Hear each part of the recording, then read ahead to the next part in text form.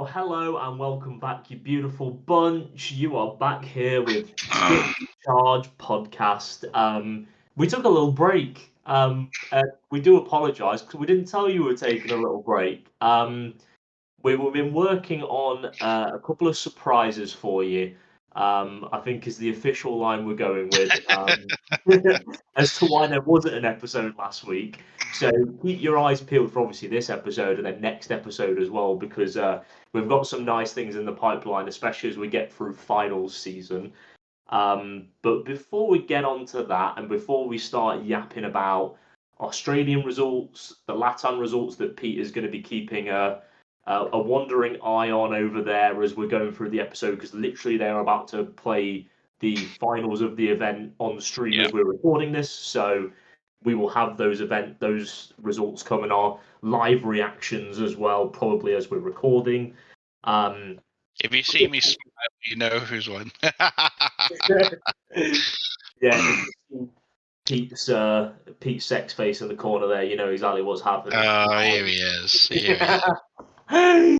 So you know what? Let's start with you, Pete. Before we get into any of the Dragon Ball stuff, let's yap, let's preamble. What's been happening with you over the last couple of weeks? What's new? So yeah, I've been mostly playing One Piece testing. I've still been like the odd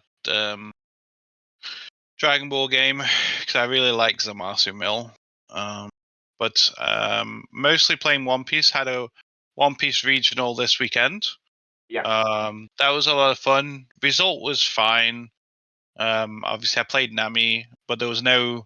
So we finished on X3, which is 5-3, but there was no like higher Namis in terms of score. So we all pretty much had a bad day as a whole.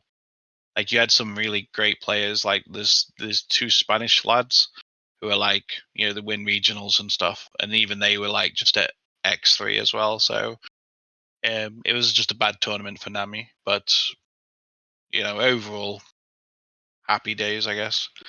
Sounds like a tough field, doesn't it? And I think as One Piece gets more popular and you've got so many more people gravitating to the kind of prizes on offer over there, competition gets really, really tough. You were saying before we started recording that like those tournaments is like cuts to a top 16 and you've got to be X1 over 10 rounds to get there, which in any card game is backbreaking to do. Yeah, well, this one at the weekend, so I looked at the results. This one luckily was, well, it was scheduled to be 9 rounds, but because of undefeated, it technically finished at 8 rounds. But yeah, normally the 10 rounds. But you there was only, so X1 got all the way to 15th, and then X2 was 16th, so there's only one X2 that got through. And then it was X2 then went all the way to like 100 odd place or something. I forgot exactly, but yeah, it's just so many people to that you have to like get past. That's the thing. So one loss is really harsh. Because when I made, do you feel like One Piece is quite a I know from like when I played the first couple of sets, it felt like a real like high rolly kind of game. Like if you drew on curve and you had to be quite lucky to draw on curve a lot of the time, it became like I don't know if that's like a big factor in One Piece still. I don't think it is, but the problem is I play Nami, so Nami can be seen as that. Like for example, with the triggers with Nami, because I have so many. If I have like 6, if I'm drawing 6 cards from my life, then it doesn't matter who I'm against, I'm winning that game.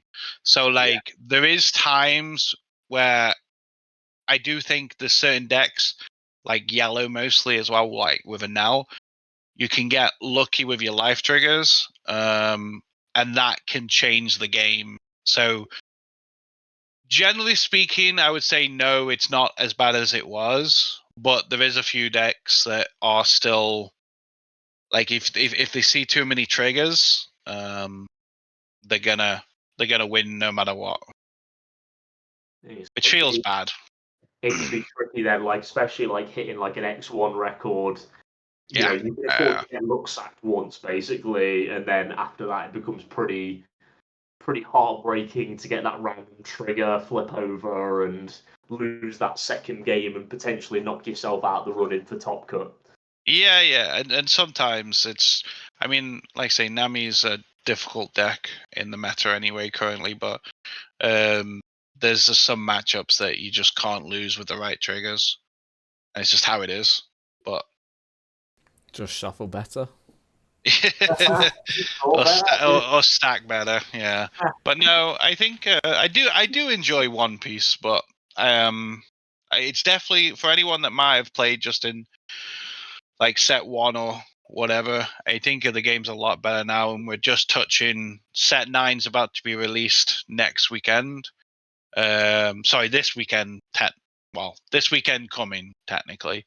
And then like in Japan, it's already on set 10. Well, set 10 is either out or coming out in the next like week or two. So I think it's a good game. It's not as good as obviously Masters. But I think it's a very good game for people to pick up. I think it's the second best Bandai game. So.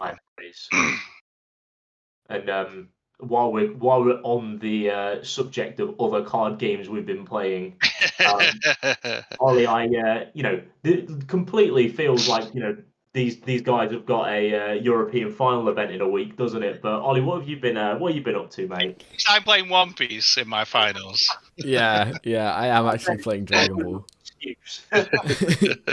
I am actually playing Dragon Ball for finals, but I have not played Masters. I think I've maybe played like 1 or 2 games in the past 2 months. It's been very, very few and far between. But I've been playing a lot of Star Wars. Star Wars is super fun right now with Boba being banned, the new set out. Meta is super fresh, and it was already really open. So without Boba being like the main top dog to beat, it's even more open. And last weekend I ended up in Birmingham, I think it was. Yeah, Birmingham. Playing a Star Wars event hosted by OPE, which was like 200 players, I think nearly on the dot, or slightly over. So one of, if not the biggest Star Wars events that we've had so far. And I managed to make top 8 with it, so I was pretty happy with that. Went 7-1 throughout the Swiss, and then lost first round in the top 8 to the guy that I played in Swiss, who I lost to as well. Yeah, unfortunate pairings there, but I'll happily take it. Like, getting any result in Star Wars for now, I'm very happy with. Yeah. Like, it's a breath of fresh air when you see like a lot of these UK-based events, especially for like both of these games. That seems to be like, to me, is the big kind of calling bit about Masters, is that if I had some events to go to, and I know we've talked this point to death, but like those UK-based events where you can travel a couple of hours down the road and stop over for the weekend on the cheap and get to like play the card game, is 100% taking priority at the minute, isn't it? 100%. Yeah. And like right now is the downtime of Star Wars, because it's obviously coming up to Christmas, and we finished a PQ season, but we've still got like this Birmingham event that happened. Come January, I think we've got an event like every weekend for 6 weeks or so. So I'm probably going to be going to like 5 or 6 events next month. Yeah, which I'm very excited for.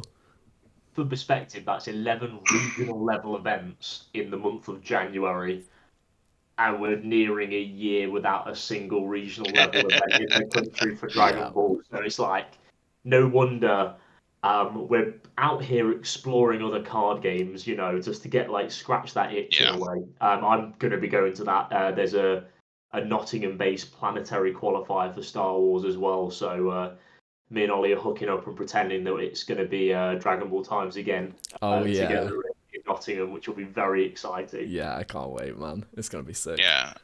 And then once they bring out alternative win condition, obviously I'm going to be over there too. But yeah, the full skip charge on 4.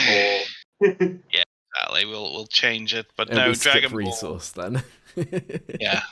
Just doesn't quite roll off the tongue, does it? Like skip charge. No, true. I'm going to skip resourcing this phase podcast. Make it happen. let's have a little look then at what we're going to be talking about today. So now we've done our classic other card game roundup. Let's go back to Masters because it is actually, we've got some good stuff to be talking about. We've had our very first BT26 tournament, like proper, and it was none other than Australian or Oceania finals, which has just been this past weekend. And we've got the results through from that. So we're going to chat a little bit about what those results were, what the meta is going to be looking like. Ollie's doing like you just pointing to like the graphic that's appearing there, like It's like click here or click here or Yeah, click we there. got the lookout graphic right here. perfect. So you can see there we'll have like kind of like the representation of what's going on for these tournaments, basically. So looking at these results that Ollie has graciously post-edited onto our screen that we're looking at here, what is the big? I mean, for me, the big standout is that Kid Ku's still on top, and as much as BT26 has changed things, and we're seeing a couple of new decks in there, Zamasu really notably, but Kid Ku still feels like it's on top of the pile and still the deck to beat, as we were kind of talking about in the lead up to the set. What's your guys' thoughts on that? Ollie, we'll start with you. What does that mean going into Europe? Yeah, I kind of agree. Like, sure, BT26 has brought some cool decks and some decks that is not like. There's a lot of decent decks in there. There's a lot of good decks, but there's none that are the same level as like Kid Ku and what the Shadow Dragons are doing right now, in my opinion. And the graph kind of reflects that with Oceania. I feel like, as was said previously in the BT25 meta, you just keep testing against Kid Ku, Nuova, and now Oceanus, because we've kind of realized that Oceanus is also a deck in the light of France and Oceania finals. But I mean, the Zamasu is a little bit scary, I think. For any for anyone who isn't playing Kid Ku, Zamasu is like actually a pretty scary deck. And then if you're playing Kid Ku, I don't think it's even a factor that you think about, because you just kind of win against it without thinking. So yeah, to all my fellow non-Kid Ku players out there, maybe get some games into Zamasu, or just like hope you don't pair against it, which is probably what I'm gonna have to do. Because I'm not going into this finals with the biggest like try hard mode on. I'm not trying to play Kid Ku or anything still. So yeah, I think out of BT26, like we still know Green Vegito is good, and it's gonna like pop up, and Zamasu is maybe gonna pop up now as well. But still, the decks to beat are the big three, right? The two Shadow Dragons and the Kid Ku. Yeah, and you almost get a feeling that Zamasu has, from what you're saying there, it's almost like Zamasu has created a bit of a triangle format off the results in Oceania. So it's like, you play your Shadow Dragons to beat Kid Ku, but then your Shadow Dragons will lose to Zamasu because of the speed you're going through your deck and they're milling you out. You'll probably have a bad matchup into that. But then Kid Ku is going to wrap around and beat Zamasu. So you've almost got a bit of a triangle going on. Yeah, and I think so. And also, I mean, I might have said it, I don't know, but I think if I was playing Masters, Zamasu is the only deck that I would play right now. So like, I'm still semi-tempted to cancel my One Piece ticket and just play Zamasu, but I don't think I will. But it's the only deck that I actually want to play, just because it's Mill. So I'm taking a little bit of a dip out of the Oceania talk, but talk to us a little bit about your decision to go with One Piece instead of Dragon Ball. I know we did a bit around the pricing stuff when we did that episode, but talk to us about that, because I think a few people listening will be quite surprised to hear you've gone with a different Bandai game. yeah, for me, it's to do with testing more than anything. Yeah. So like, right, like after this conversation, I can load up the sim.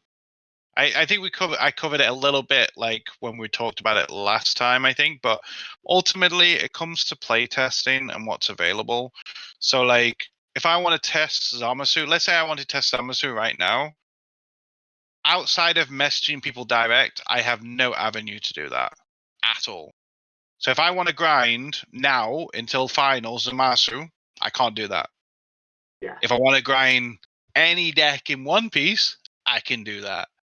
You know, and that to me is the only reason I think that I've kind of fallen out of love with Dragon Ball playing in the finals, because I'm not able to put in as much practice as I want to, which then pains me because there's so many decks I need to test, like actually play, not just necessarily test against. There's a lot of decks I want to test, but there's just no time. Games do take longer, but there's no real avenue to like sit down and do the testing. Where with One Piece, I mean, I have a locals first of all, so I could, every Sunday I can go and actually play in real life. So that's a big factor as well.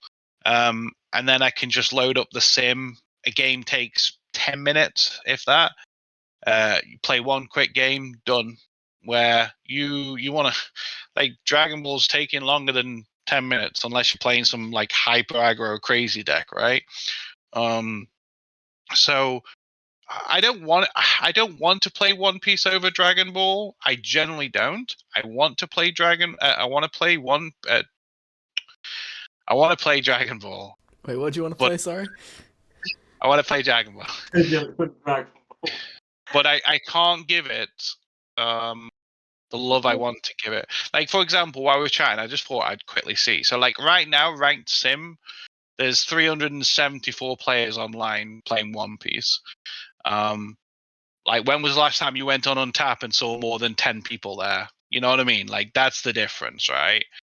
So, and that's just ranked. That's not counting unranked, and that's not counting people that don't even play on the sim. So, ultimately, that's what it comes down to. I don't have the ability to practice, and it pains me. I don't, like, even now I'm like constantly thinking, it's like I just want to play Masters, but then I think I would take Zamasu. That's the deck I would take.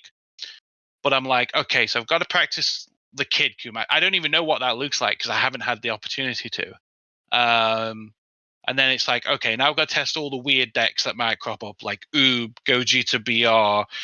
What does it look like against Rainbow Gogeta with the Shadow, the Shenron that can shuffle in all the cards? Can I kill that deck with battle card swings?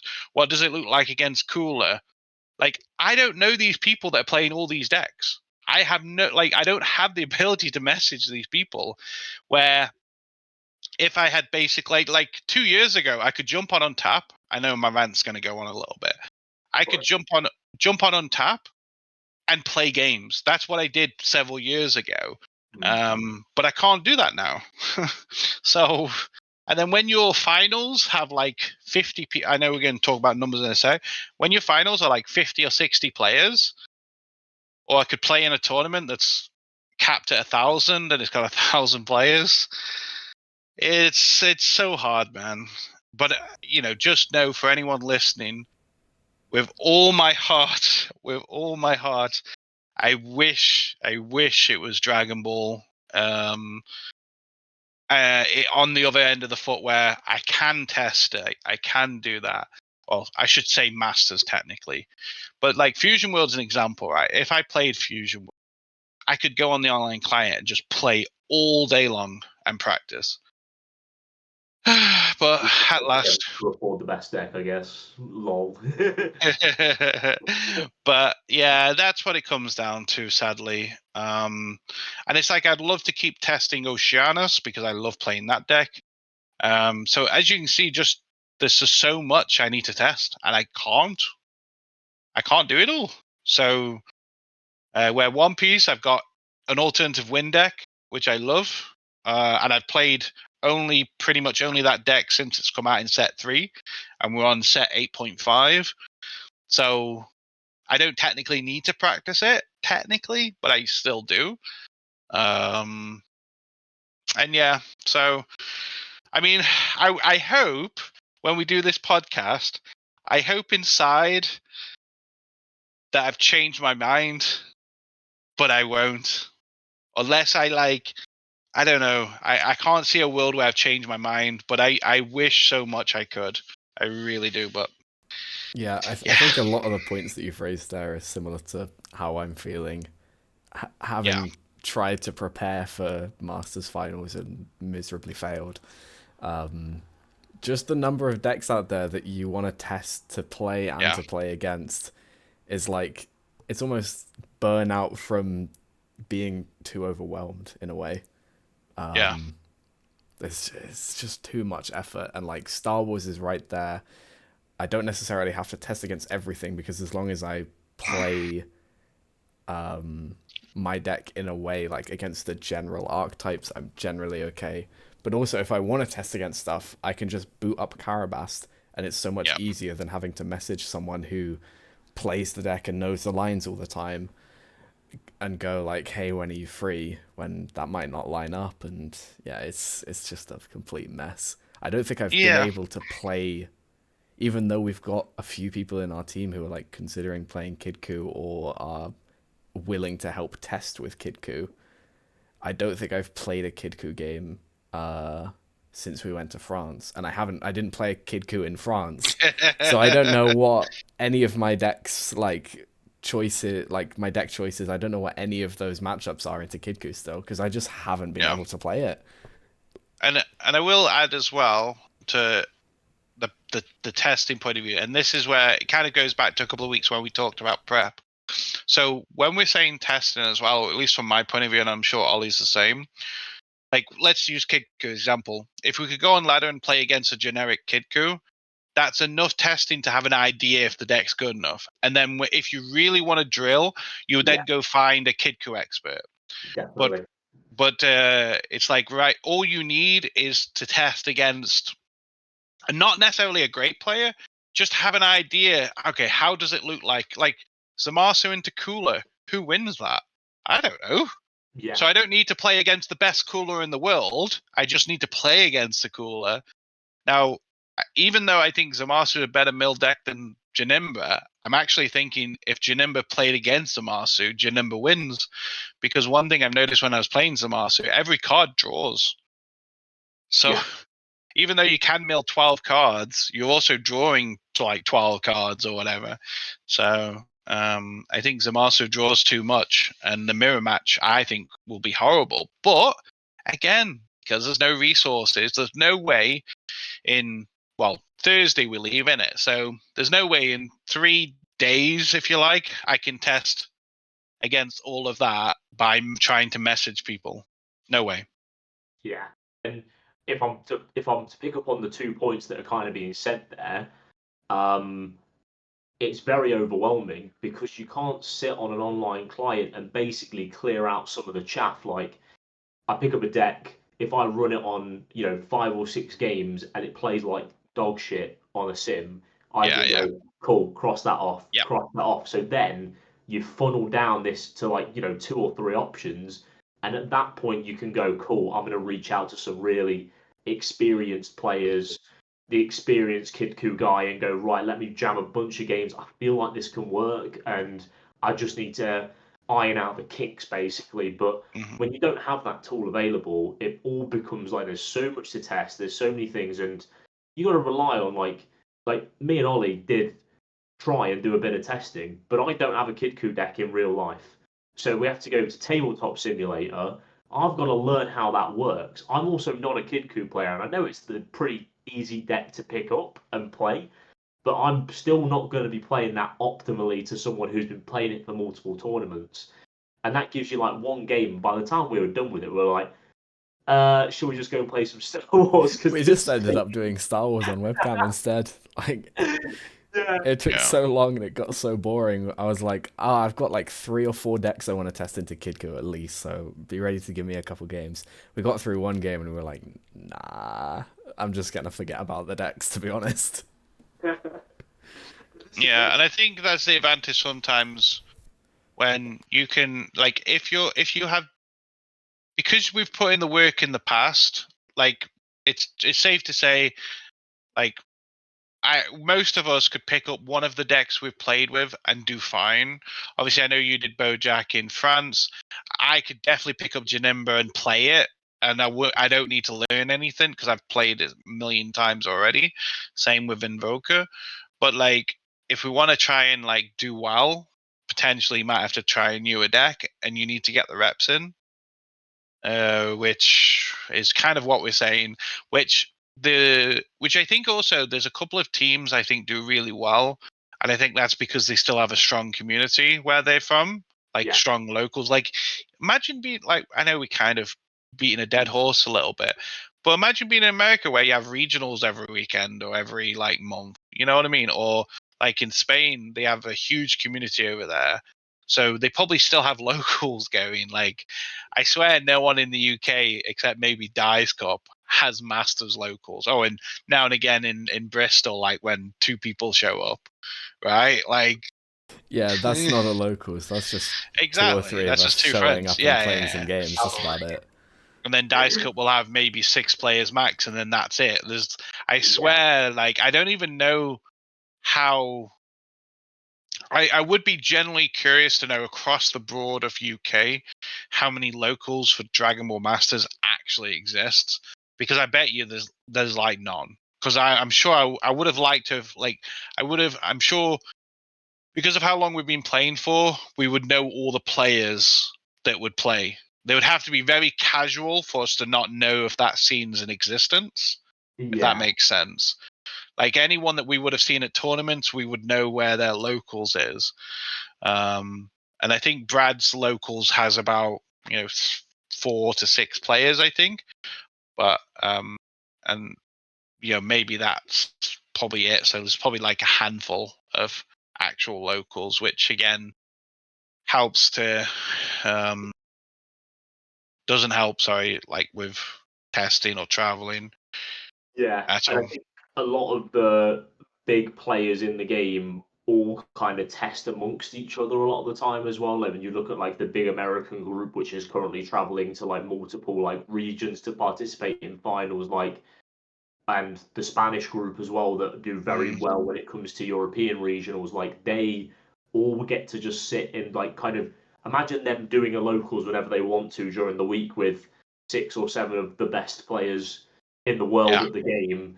No wonder you've got the read on the meta before it happens, and no wonder you're like the next step ahead because you've got that community in place in a way. Um, and like at Dice Cup in Nottingham, like we've got some good players there. yeah, Like we're a good like kind of team of players, but even then, we play maybe once a week or so, and there isn't a lot of tournaments that we actually want to sit there and prep for and burn a lot of time into it. So we don't tend to do it. So those guys definitely have a leg up when it comes to like actual testing groups, and everyone will have all the cards, and they'll just go meet up and just smash out 30 games or so and really get an idea for it. yeah, exactly. But that's just, I think, you know, that's the problem with Dragon Ball now. It's. I don't think I'm not saying this to be doom and gloom, and I feel like, at least from my point of view, Dragon Ball's never gonna recover. Um, I think obviously it's my passion and I love it, but I think for me, like, Dragon Ball's done. I'm still gonna play in regionals. I still gonna play in I'm still gonna cast with Damien when I can. Yeah. But I think realistically, um, it's done. For me, I think, just because we've got One Piece, we have Star Wars, like, Cookie Run uh, coming out. Kooky Run coming out. Which, for anyone that thinks we're actually trolling, there is actually a TCG, Kooky Run Multiverse. I think it's Braveverse, I named think it is. Yeah. Brayverse. It's a Korean game that's Yeah. obviously Ollie put on his channel, so you could probably see his older video. They have updated the graphics of the cards, and its English release is like this year. Well, sorry, technically 2025, right? I think I it's, think so. I know that they've it's out in released Taiwan, English isn't it? cards in Yeah, the Philippines, So we keep seeing screenshots of the cards that we used to have to translate in actual English text. It's like, oh my god, it's coming out! And they've updated the graphics and stuff. And it's a very, like, obviously when you... Don't get me wrong, guys, we're all probably the same. It's like the idea of playing with cookies, I think it's a little bit lame, but the game itself is quality. The game is so much fun, yeah. The game it doesn't is quality. Have your big burly shirtless men screaming at each other, unfortunately. But... yeah, instead you've got like the purple candy cookie that wants to kill the princess sugar cake. So it sounds very childish in that respect. But it's actually a very I think it's a very skillful game. They put Expert 21 in the deck in like the first 2 sets, so I was already sold. Yeah, and it's got an alternative win deck in set 3, so I'm already sold. So it's just how it is. Now that's it. Like just call it, guys. It's the Cookie Run podcast now. Join us for the purple cookie defeating. What did you call it again, Pete? I don't know, like what is it? Shortbread? I don't know, something, right? Because there's shortbread in it. I mean, I love shortbreads. I love shortbread. It's such the Scottish thing, isn't it? But it's so amazing. Yeah. But yeah, that's kind of my opinion on Dragon Ball. I think, unless I will say that will massively change if when Worlds is done, Bandai announce like regionals every month or something like that. Then I think my attitude to what I've just said will massively change. But if it carries on where we're at, where we're looking 3, 4, 5 months for one, well, say 3 months for one regional, I'll play it if I'm not doing something else. And very much what we're doing here is we're riding out the good times, and like I feel like we're preserving as much as we possibly can of a game that we love and have a passion for. That's why we still get together and talk to you guys. I know we got away from the results. We're getting back to them. Don't worry about it. But like, we come and talk to you about this stuff because we want to keep that fire alive as much as we can. It can be hard sometimes because Bandai don't necessarily make the motivation easy to come by with the way they manage the game. However, we will still be here as much as we possibly can to talk Dragon Ball, and we're going to be very real about how we're all feeling about it. I don't want to come on here and try and spin a story which isn't there and like about how we're feeling about the game, but we absolutely will still continue to do it more out of passion than because it's easy, because Bandai make it easy. Yeah, because that's the thing. Even though like some people might see what I'm saying as like doom and gloom, behind that, everything I'm saying, there's also so much passion about how much I love the game. Yeah. So and we all love the game. Like none We're of that frustrated because we care. Yeah. And I would love to sit here and have a fucking regional every month. I don't even care if it's online. I just want something every month. I mean, we talked about it before. I can play in fucking One Piece and play multiple regionals and treasure cups every single month. I can't do that here. And this is the superior game in our mind. So we would like, I would still be playing Masters over Star Wars if the events and everything was there in place for me to do it. I just don't have it there. So I'm almost, because of the circumstances, that makes me go, you know what else is out there that I can go out there and it's how you pushed away, innit? Or enjoy playing the game, that kind of stuff. Like the community aspect for me is so important. So when there's no live events or a lot of people traveling or like big locals and loads of stuff like that, that's what really switches me off. And I'm like, right, I want to go and find something like that. And here I am exploring other card games that are going to present that to me. So I totally get that. Tons of money we need as well for all the different games, right? Yeah, because that cost soon adds up. We're getting close to Christmas. Here I am buying, every legendary in Star Wars under the sun. I don't want to buy any. Yeah, I've been maxing out Nami a little bit more, but yeah, it's the advantage if you just focus on cheap decks, you're all right. Exactly. And then a lot of these games allow it. Let me get us back on track. I'm aware we have gone right off the deep end, but I think it's a well worth conversation. I asked Pete, kind of knowing we were going to go down this tangent, and I'm kind of glad we did because I think there were some great discussion points in there. But remarkably, we started in Oceania basically, and we haven't talked about it really. we managed to get pretty far away from the point. But I think the summation basically for where we're at with the Oceania results is we're kind of Zamasu's the new kid on the block that counters the counter to Kid Coup. Like that's where we've thought in terms of the process. We didn't see an awful lot of other things prop up from BT26, like Vegito that we're expecting, Gogeta that we're expecting, but we also only have 50 players to go off. So in Europe, I feel like we're going to see a couple of different decks start to kind of move into that demographic. And don't know about you guys, Zamasu feels like a bit of a flash in the pan. I wouldn't want to be taking that deck into a Kid Coup meta. Yeah, I agree with that 100%. I think people who are taking Zamasu and expecting to win the event is like, you gotta have some kind of plan against Kid Coup. I don't know what it is, but to those out there who are planning to play Zamasu and win the event, I'd be very interested to know what it is personally. And the guys in Oceania might actually have had an idea of like they might have. I couldn't see anything from the deck list that were posted that gave me a bit of what they would do in that matchup, but maybe there's something we're missing, and it absolutely is the pick. I just don't feel like it is. I just don't want to play against mill decks on the day, personally. I'd much rather pull out a Luke Skywalker deck anyways. Like, don't make me play against mill decks.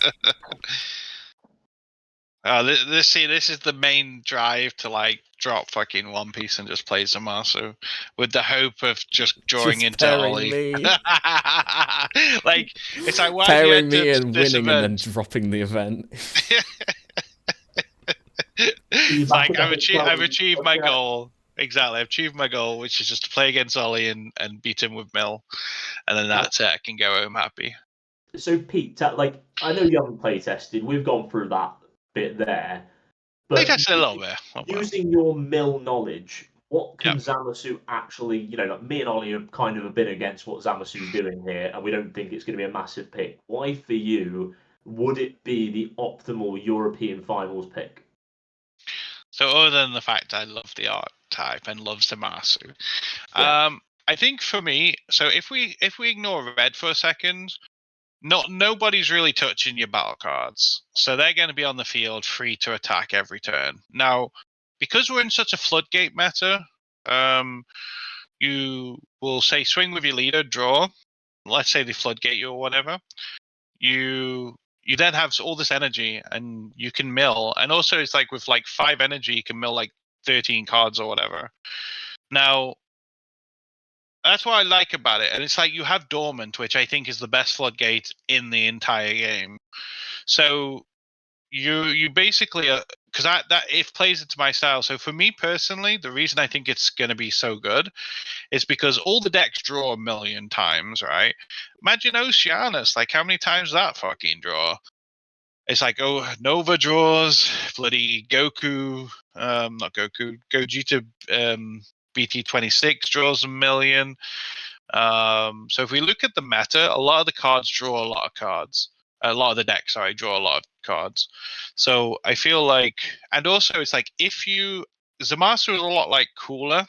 You have the ability to attack and actually kill them. So you've got to find this balance between, do you draw cards to defend yourself or do you take the damage? The difference between Cooler and Zamasu is the fact Cooler stuff can get warped and killed like super easy because none of it's got barrier except for I think the blocker anniversary box has barrier, right? But I think, but anyway, outside of that, I think the deck has so many good things for it. It's got the best floodgates and none of this stuff can get touched. So yeah, and I think it draws a lot. personally, or at least the builds I've been playing. It makes me excited to go and look back at our tier list after all the finals events are done, because I'm pretty sure we had Zamasu really low on there. And as much as I'm not a big believer, I can certainly see how it's got up there and how much, even with we put it down like C tier or something like that, that is still sleeping on the potential of what the deck's actually been able to do. So you're right. We did put it low because, funny enough, me, Ollie, and a few of the guys, we looked at our tier list that we did as a team, and there was definitely a few decks we put in the like. We put Oceanus as the if you like tier 3, and we put in tier 2 we put some decks that have never seen play. So yeah, I think that's the thing with tier lists, right? They most of the time they're all going to be wrong anyway. But I think with Zamasu, that was from my testing before. So I can honestly say, looking back at my builds and looking at them now, they weren't good enough. And that's simple.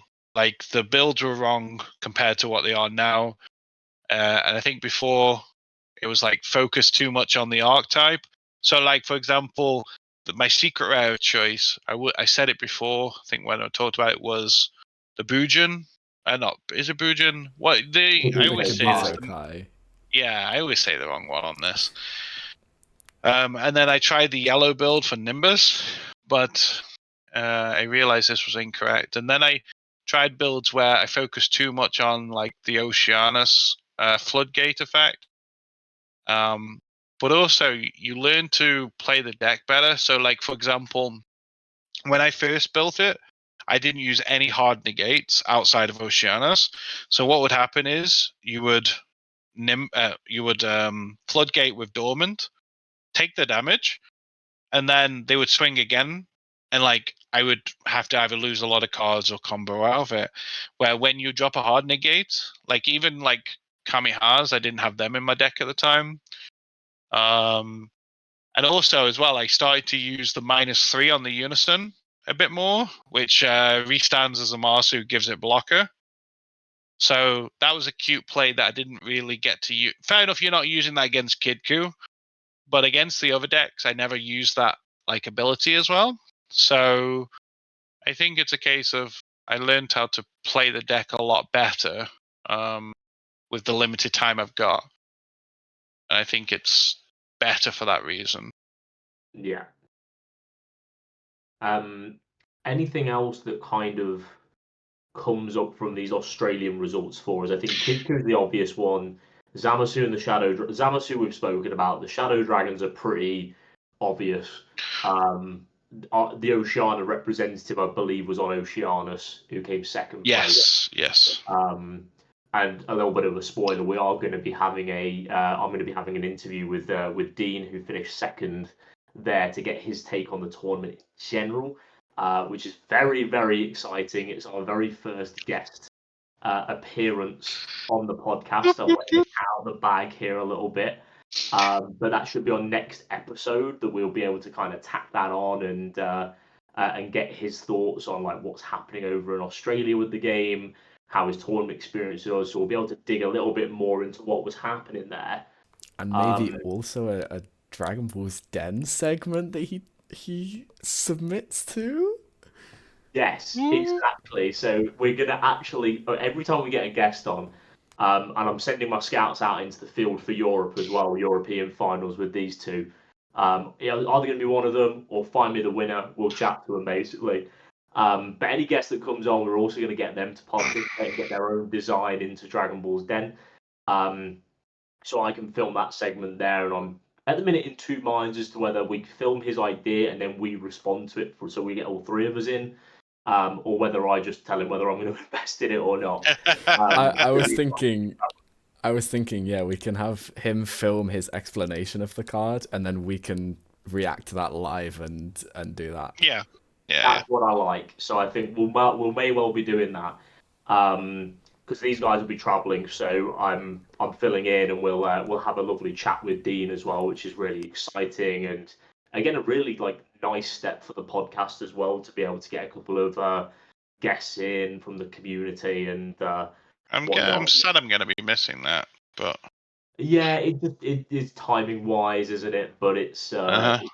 we'll still have a good natter, and I'll send it to you guys as well. I do want to add something to the Oceanus list. So one thing I interestingly noticed as well with this is going to be about the Kid Coos. I didn't think this was going to get added, but all of them pretty much you added the BT26 Android card, the one where you pay 1 energy, play it. It's only a 20k, but you draw a card. But when it's in rest mode, you can combo with it, so it's like extra card combo fodder. You know Yeah, the Super 17 and Hellfighter 17. Yeah. That So card it's is, an SR. yeah, I think that card is crazy. I was definitely expecting to see that in a lot of red lists. I don't know. Obviously I haven't really played Kidku, so I wasn't sure about Kidku, but I think that card is crazy in general for red. Yeah, Great I'm value. surprised they fit the room, but for anyone listening, it's a 7-drop technically. It's a 20k. You pay one, limit one. If your leader's red or an Android card and your opponent has 2 or more energy, draw a card and play this card from your hand. And then when this card is in battle area, is used in a combo. Use up to 1 card with 5k power from your drop in a combo with its skills negated for the turn.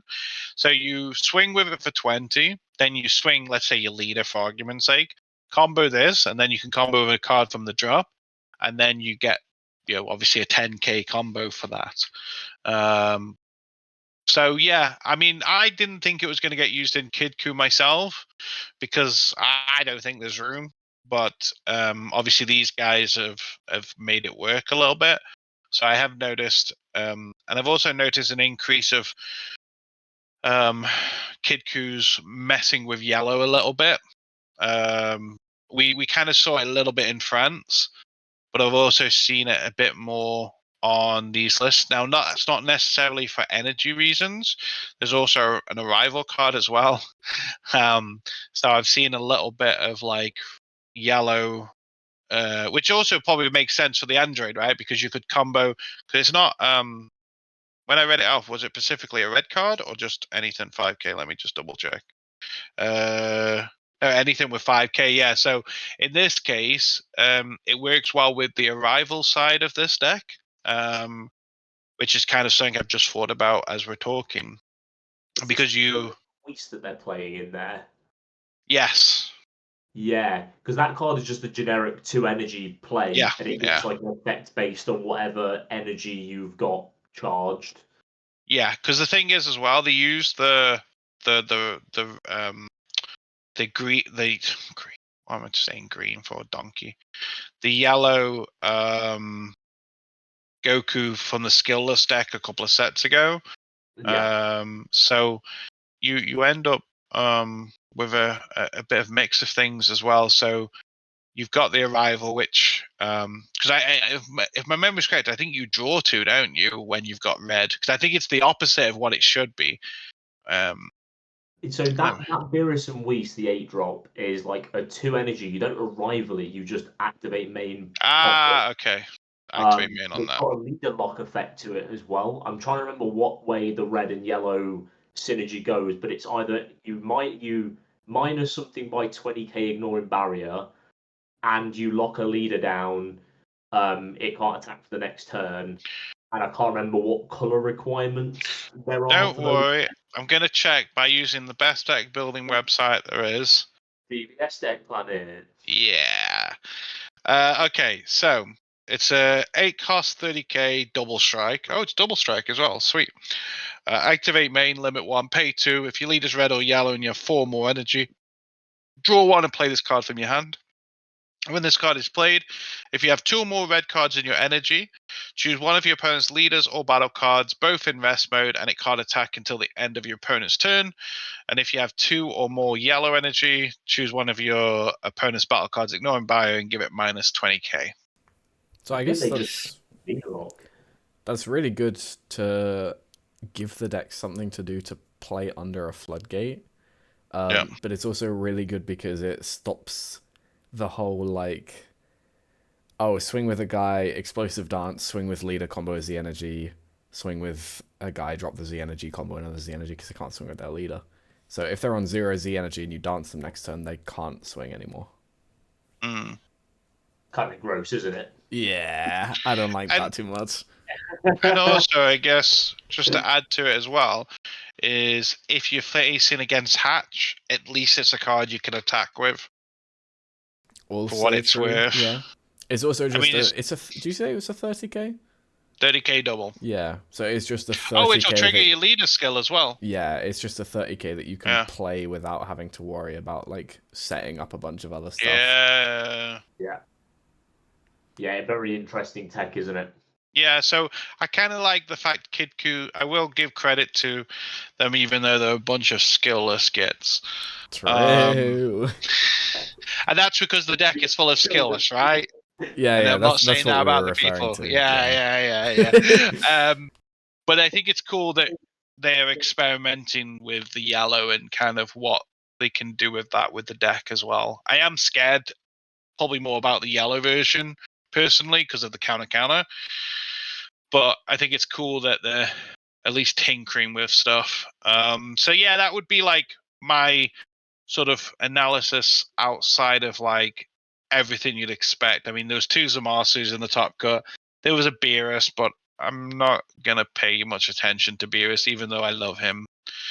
I'm not, because I don't think there was nothing special about it. To be fair, it's really funny that the Beerus popped up in this top cut because on the way back from the France championships, me and Peter were sat next to each other on the plane, and we were chatting about like a bunch of different decks we could try, and Blue Beerus ended up being, I think, the main one that we were like, I wonder if this deck like has anything to it right now. With if it can beat Kidku, like it's probably pretty good. And we were like, I think you tested it for a bit, and we're like, nah, this is just too slow. And then it randomly pops up in Australia finals. Yeah. Well, you were extreme One Piece, mate. You could have been top 8 with Beerus. Exactly. You know what? I would rather be top 8 with Beerus. That's what's sad, and that's how much I love fucking Dragon Ball. Yeah. But Bandai had to be an idiot and decide, oh, let's post it on the same day. Fuck off. You know I love you guys. And now you have to just pick between the two of them. I'm happy. I said it before. I'm happy that Dragon Ball was a part of the fest this time around. Yeah.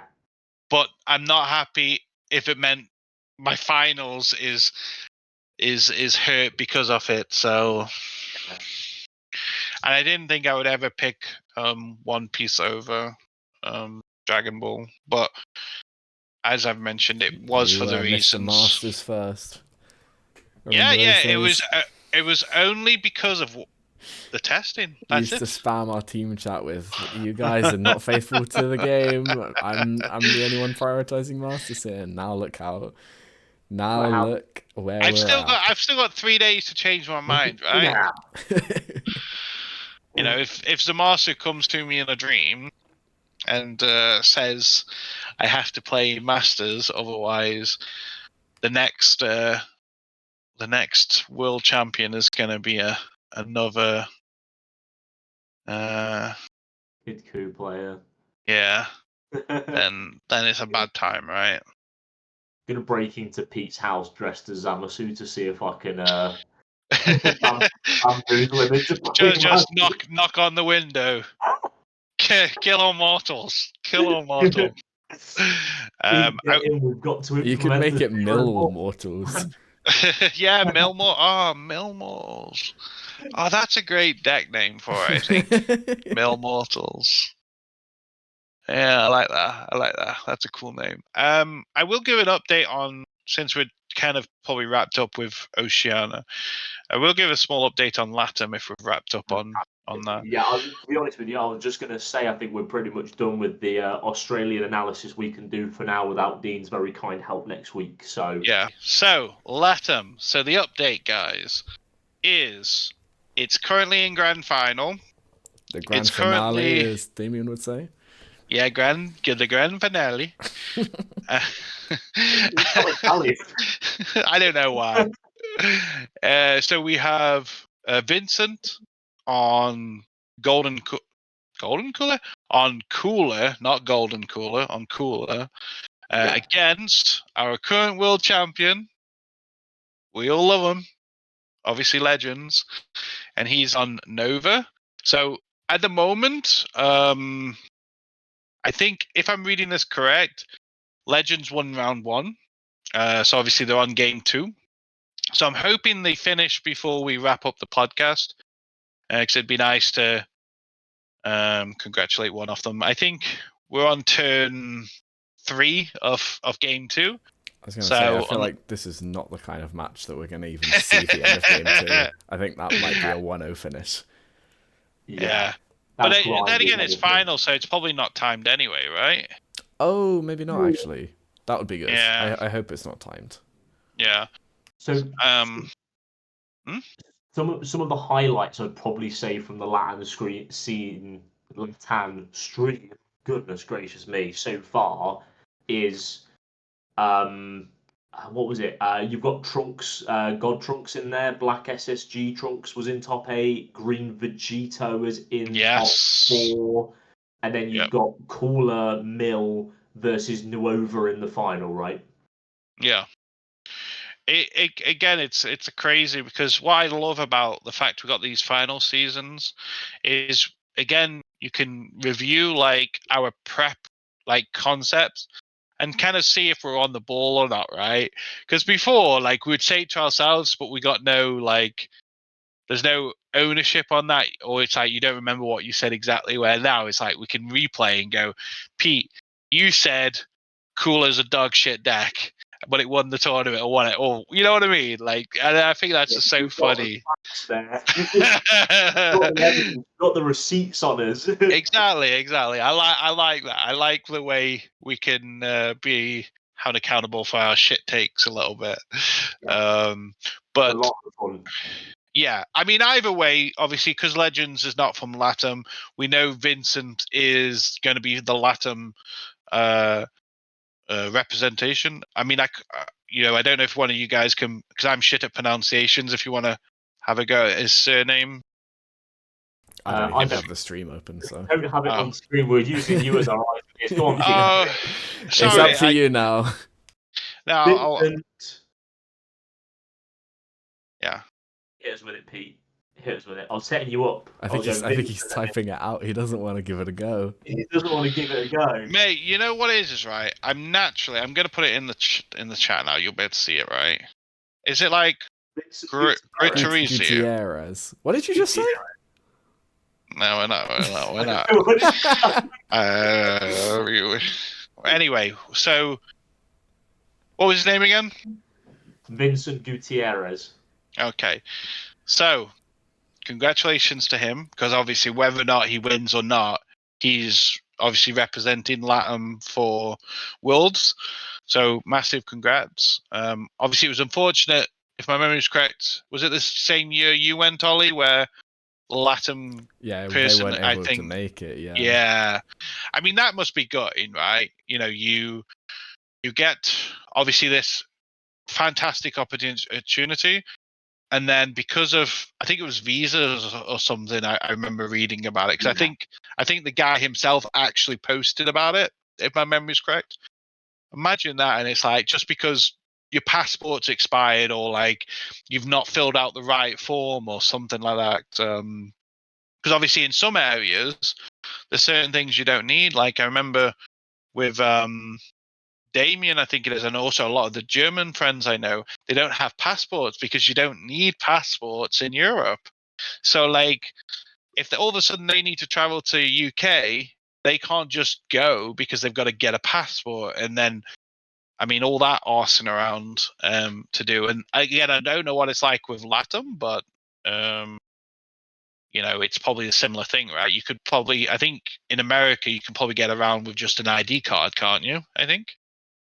Like within its own country. So, yeah. Our American listeners will have to comment and let us know what the case is for traveling state to state. But it's probably a reason why the UK doesn't pick up many of these events as well, is the fact that you wouldn't get many people traveling in because they don't have passports, whereas like Germany to Spain, Spain to Germany, or to France is going to be a much easier trip for a larger amount of people. But it was fine when we're part of, obviously, EU. It was fine then because they could travel. That was obviously the agreement. They could travel on these things, right? If my memory's correct, I could be wrong. I believe so. Yeah. I can't say I'm hot on my shit when it comes to international travel pre-Brexit, but maybe someone in one of the listeners will know more than we do. Yeah, let us know your transportation ordeals and documentation you need for cross-border travel below, guys, in the comments below. See, if you could attach a picture of your personal identification as well that you use, just for those of us who might not recognize it. Some we've got the blue passports now. We'd just be interested to see like what colors the insides of your passports might look like. Mine's still the red one because I think mine is still the red one as well. Yeah. And let us know what bank card you use to pay for your travel on. Drop your pictures below with the full 16 digits on the front. I've been filling mine up. Barcelona is on this one. I can't read off the others. Oh, Poznia's on here. Let's go, Poland boys! Poland boys! I love Poland so much. And then there's Barcelona, France. Yeah, so my book's not massively full, but where's this one? Bono. No, it's like KOLN/BONN. 11/9/23. That was. That could have been last year's finals. I mean, not last year's. Wait, yeah, last year's finals. Why not just do it as Spain or something? No, because that was Barcelona. No, I've got Barcelona separate. Oh, 7/12/23. Would that be like Germany or something like that? Like Germany? Oh, it could be. Wait there. Yeah, could have been Copenhagen. I love Germany. It is. Yeah, it's Cologne Bonn Airport. Yeah, so that was Germany. So I would have gone visiting Mert. I love you, Mert. Oh, shout out to him. I do. I missed him the other day. I sent him a message saying how much I loved him. He's man, I love Mert so much. Like he's a He's gonna be there playing FIFA World, right? Yeah, nice. Yeah. It'll be good to see him again. I'm excited to see him. Yeah, I can't wait to. Little man. You know what's funny? We believed in you. there's a guy in One Piece, like one of the Spanish like top Nami players, who reminds me of Mert. Like I wish like if we end up being like in a similar area, I'll have to point him out to you, and you'll probably be like, yeah, he looks like Mert. Every time I see him, I just think Mert. But yeah. Anyway. Shall we leave any kind of Latin America breakdown for next week when we have results? Well, in a couple of weeks when you guys are back. Yeah, that sounds like a good idea. Yeah. I think there's a decent amount we can decipher from the stream, but let's get our information in place and ready to rock and roll before that one. I believe all that's left for us today to go through before we wish these gentlemen a very happy travel over to Utrecht next week is going to be a little bit of Dragon Ball's Den.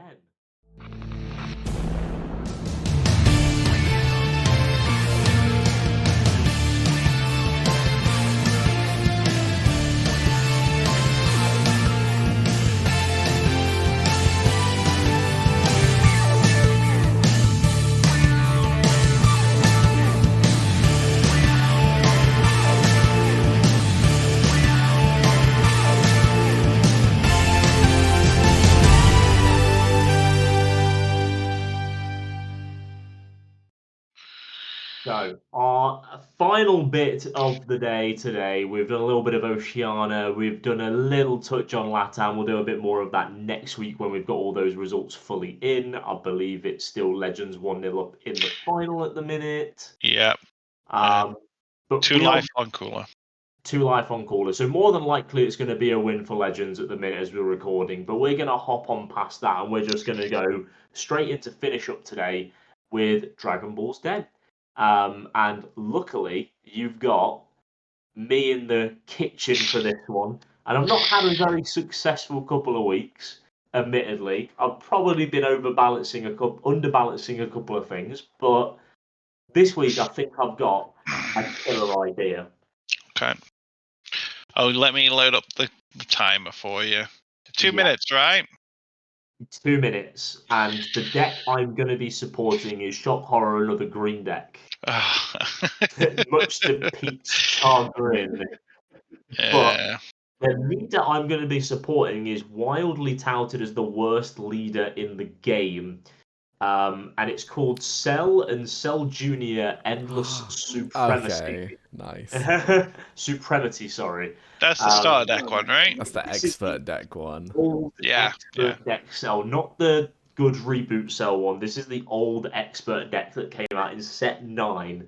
The one that's all about tokens, right? The one that's all about Cell Junior tokens. Yeah. Okay, do you want me to start in a second? Yes. Yes, I do. Okay, 3, 2, 1, go. So my support card is called Cell Xeno Abomination Reborn, and it is a green and yellow Z leader for 1 Z energy and 1 green energy. 20k critical. Activate main. Place 1 green or yellow card under your leader. Draw 2 cards. So we're getting away from the idea of having to crit your own life hilariously.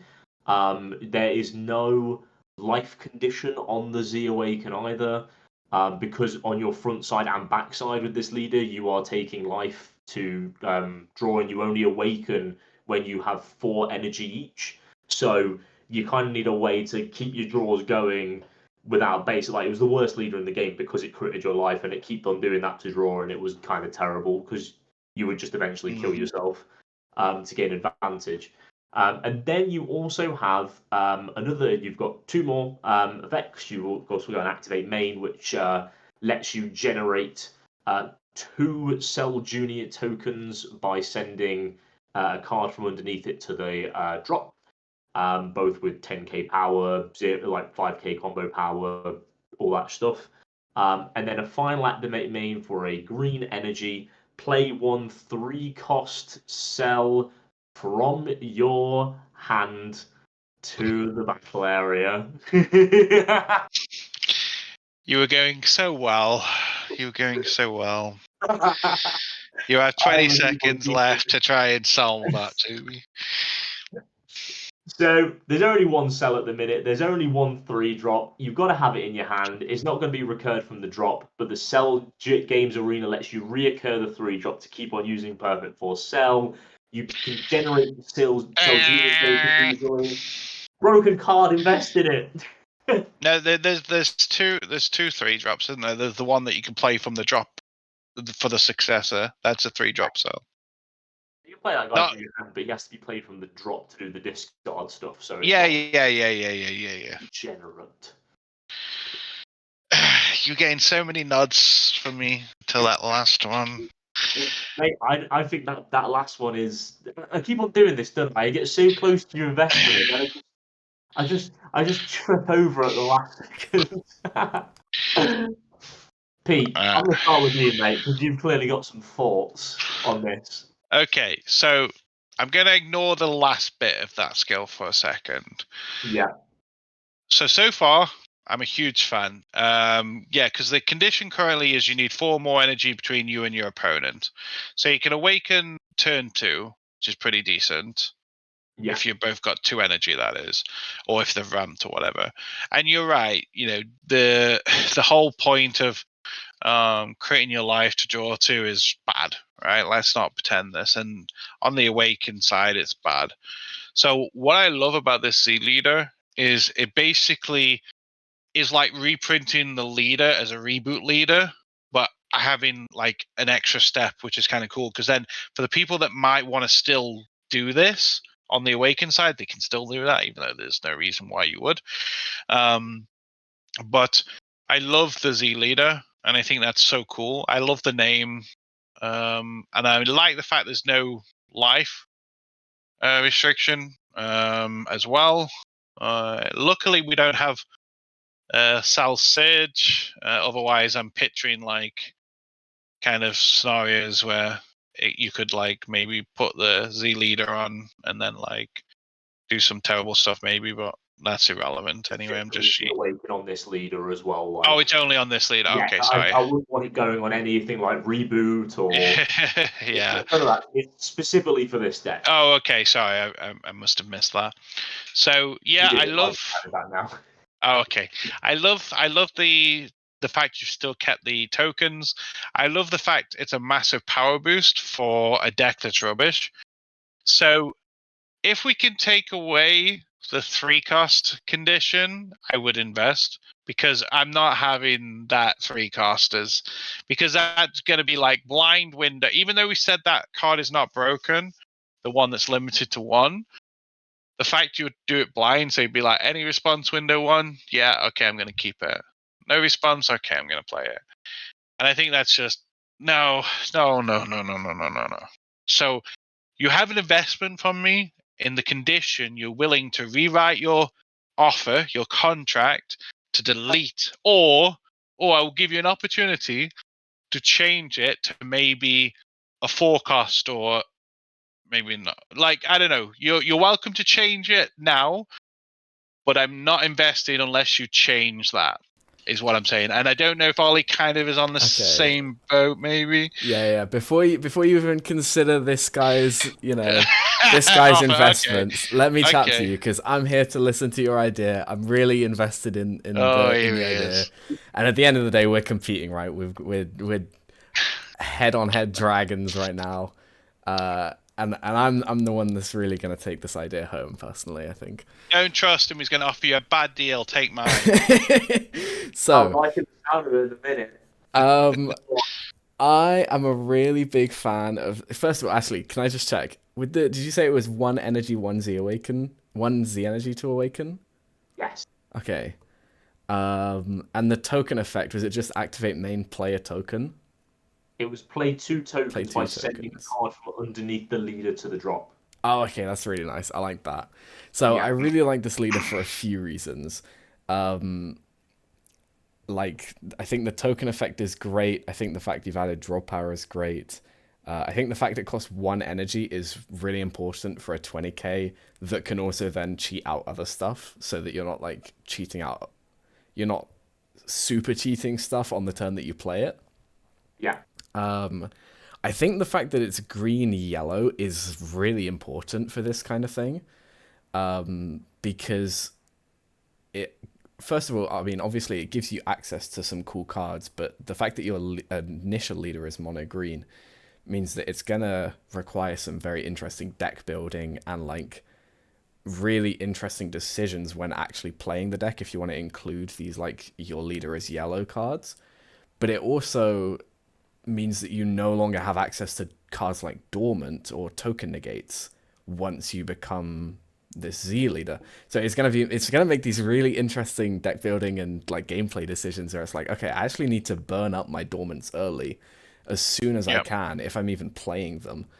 And I think the fact that you don't have access to dormant when you're cheating out and like potentially recycling this perfect force cell is really important, so that you can't just like almost guaranteed get it online 4 turns in a row, and then just overwhelm your opponent because they haven't been able to play the game for 4 turns. Like, you really don't get the access to that anymore, which is what I really like about the card, and I think that it's very well designed in that aspect.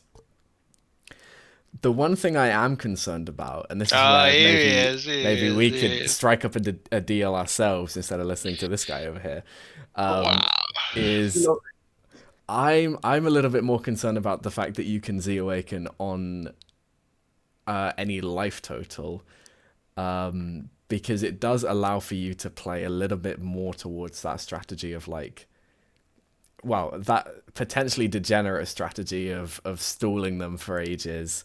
Granted, you don't have dormant, but you could maybe try and find a way to like sneak Nimbus in there or something like that. Of then being able to just sit on high life with a bunch of negates and cycling this cell over and over where they don't get to play with more than 3 cards a turn. whilst you're still sat on like potentially 6 life, I think is a little bit scary. And I think also because the fact that your leader is like able to crit you life, obviously not a good effect, but it still has the ability to manipulate your life total early. I think it would be a bit more fitting to add some kind of life restriction, even if it was like 5 or 4 life, or even 6, honestly, because I think you can awaken the leader. Does it take itself down at any point? I don't know. In order to go on the front side, no. I believe you have to be critting to begin with. No, you just need 4 more energy between you and your opponent. That's it. No, but your activate main to like start drawing at the beginning of the game is Yeah. put a green or yellow, crit a life, draw 2. Yeah. So it's possible that the deck comes to a place where you don't even use the leader effect. You just sit on 8 life as much as you can. And then you just try and get to your Z Awaken and sit there with a bunch of life, recycling this 3-drop over and over. So that's where I'm a little bit more concerned, is maybe there's a space to add some kind of life total restriction to the Z Awaken. I don't think it needs to be all that low. I don't think it needs to be like 3 life or anything like that, because like the deck is bad. But I think some kind of life restriction would put the card into balance, and then we could have a look at keeping that playing the 3 cost effect. So for the first time in Dragon Ball, you got Dragon Ball's Den. You've got the power, right? So both me and Ollie are gonna give our condition to you. We're both gonna invest, but you have to pick which dragon out of these 2 you've got to pick, right? So since I went first, I will say my change. Ollie will say his. And then you can either walk away and not have any of investment from us, or you can choose one of ours, right? Sorry, how does that sound? Before we do that as well, Cheating. I also have to give credit that you can't bursting rage this leader in, because it's going to have a different color and character name to all of the cells. Yeah. That was part of it, and also you get to play the 9-drop Cell Xeno again now, because you're going to be a green-yellow multicolor. Yeah. To draw and take life if you want to. Yeah. Okay, so I'm happy to keep everything except for the activate main to bring out a 3 cost. That is the only thing I want to change. I'll leave all your other diverse, devastation on there and all your other like crazy power. I want it changed to maybe 2 or less or 1 or less. I don't know. That's up to you. As long as it's not 3, or you have the condition, you can play any 3 cost except for the card named, and then that particular. I don't care which way you do it. That's you as the designer. You either keep the 3 costs and you take that name and you can't play that card, or you have it 2 or less. They're your 2 choices. But that's where I will invest with that condition as part of the contract. And Dragon I really like the 3 cost effect, so I'm leaving that there. I like that you've added a lot of flavor to the deck in the fact that you're making them jump through the hoops to add back the cell, and then you get rewarded by being able to cheat it out again. I'm gonna be generous to you, and I'm gonna offer you a Z Awaken cost of if your leader is at 5 or less life. Because of the fact that then you can turn 1 activate main, you can turn 2 activate main, and then you can awaken and activate main and take yourself down to 5 life immediately as soon as you want to, even if your opponent doesn't attack you. Oh man, I think that is. I don't think you can awaken and Z Awaken in the same turn, right? I think so, because they're different keywords. Because otherwise, I've definitely been cheated by a few Red Vegito players from the anniversary box stuff. Yeah. No, but that's different. You're using a skill, aren't you? I think. I don't know. I don't know why, but in my head. Oh yeah. You are right. Actually, you are using a skill with the Z battle card. Yeah. Maybe you're using that. Can you not? I don't know. You guys have got to let us know in the comments about this. I always thought you could, but maybe you can't. I swear you couldn't, because I know you can't Z Awaken twice in the same turn, but yeah, maybe I'm mixed up with those 2 things. Maybe that's where I'm getting mixed up. Like I say, it's been a while, and I don't play leaders that have Z leaders. Yeah. So yeah, No. Janemba has a Z leader, mate, which is too much of a count. yeah. I would like a better one so I can reuse my leader skill to end a game. Anyways, But that's this guy is trying to distract you from my amazing offer. The offer is right there on the table for your taking. You can make the card today just how you wanted it. Trust me, if you go with his offer, you'll be selling your soul, and he'll lie to you. Listen, guys, I really appreciate how much love you're showing my project here. Pete, you've been a titan in the Dragon Ball's Den world for a lot of years. You've got a great bit of business acumen behind you, designed some fantastic cards before, but I feel like your offer would be destroying the heart and soul of my sort of new startup routine here in my up and coming slept on set 9 expert deck cell, because the real heart and soul of the business for me is being able to spam perfect 4 cell on the cheap and recycle it over and over again using Cell Games Arena while discarding a random card out of my opponent's hand. And I think in order to get into the business world, the low cost of 5 or less life to Z Awaken, Dragon Oliver has I want to invest with you. Will you take on my project? Of course. We're gonna crack open the champagne and get this thing rolling, baby. You're making a mistake. He's just gonna take your business for all you've got. Just wait. Good In job. 5 years, this is gonna be the new Apple. 5 years, you're both bankrupt. You're gonna be on those clickbait videos where it's like, this dragon missed out on being a part of Apple because he refused to give up one figure or something like that. Business moguls hate him. One simple trick to make set 9 expert deck sell meta. You won't believe what happens next. Well, on a different note, while you guys were ganging up on me, Vincent actually won it. Podcast in one sentence like that. Vincent won game 2. Nice. He milled him out. So yeah, he played the 5-drop from the Z leader, the freezer. the go. board.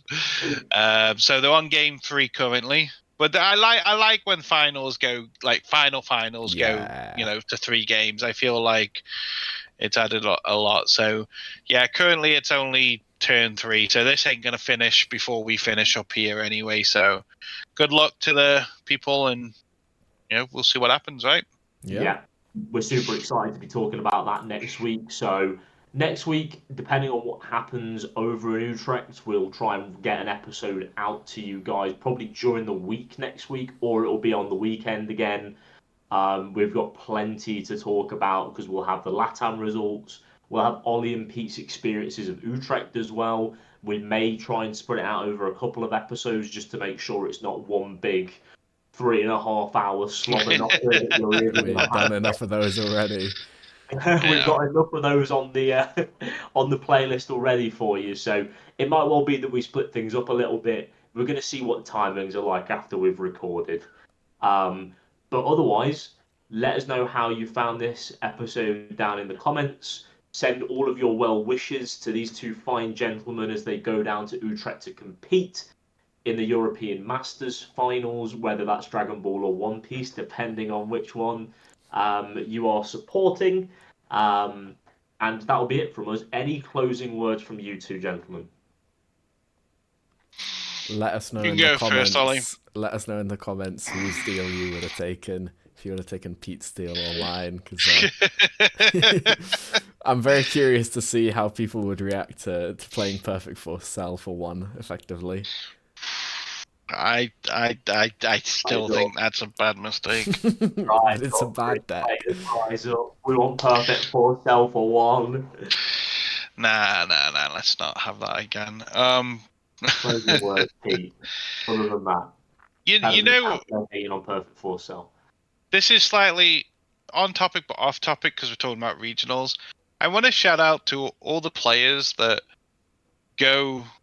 They play, because there was a few I saw in One Piece Obviously, there's 8-9 rounds, and they'll lose every round, but they enjoy the game so much that they keep playing. I know this is kind of on a little tangent, but I just wanted to shout out to all the players that actually keep playing, even though they've lost every round. Like, it requires some mental fortitude, I think, to do that, because a lot of people do drop. So, thank you for making the tournaments great by keep playing. And of course, outside of that, thanks to all the viewers as always, and all the comments. We do read, I want to say all of them. Yeah, I but we tend to do, read through yeah, at least most of them.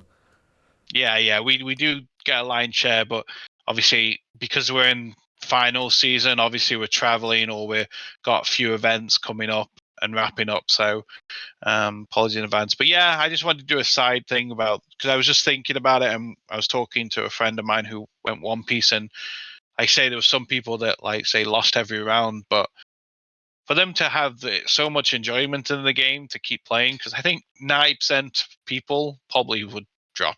Yeah. Probably myself included. So yeah, shout out to all of them. Yeah. Truly the players that keep the tournaments rocking and rolling, isn't it? Yeah. Well, I think that does it from a lot of us here. Thanks ever so much again, guys. If you are competing in any of the finals events, including Europe or any of the other Bandai games, whatever's happening at Cardfest, best of luck to you guys. Have an amazing time out there. Enjoy your games. A massive shout out to one of my best friends, Adam Porter, who's out there competing as well. I'm rooting for you, buddy, as much as I'm rooting for these guys. Probably rooting for you a little bit more than these guys, but no personal bias too much when it comes to this. Lots of love, everybody, and we will speak again in a couple of weeks' time. Bye. Bye.